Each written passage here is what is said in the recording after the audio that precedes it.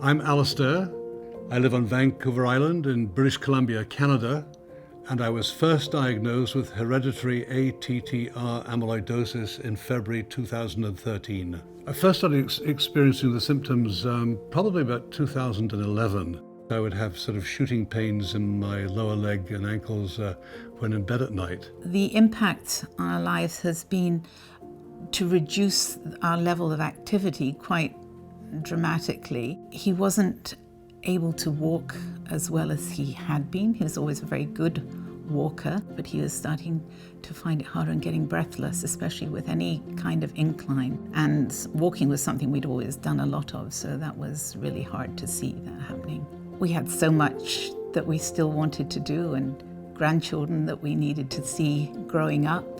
But I was partly prepared because I have a younger brother who lives in the UK, and he was diagnosed in 2012, so I had some kind of warning of the possibility. First of all, I had a blood test, which was ordered by my physician, so it only took a couple of months before I knew for sure that I had the particular gene.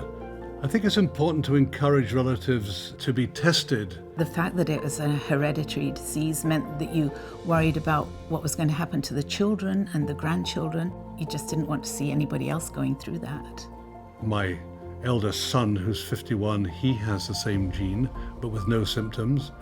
And I think the important thing has just been for us to talk about it sort of rationally and sensibly without it getting into a kind of panic, and just discussing all the possibilities.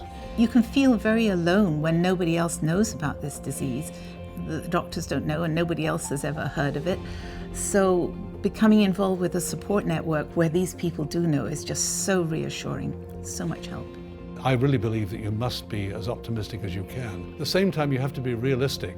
You know, health issues can be serious, and you have to be aware of them and do whatever you can to deal with them and understand them. It's essential to know that you may, or better still, may not have the disease as early as possible, I suppose, so that you can be prepared to maybe modify your lifestyle if that's possible, and at the same time to seek the best medical assistance you can.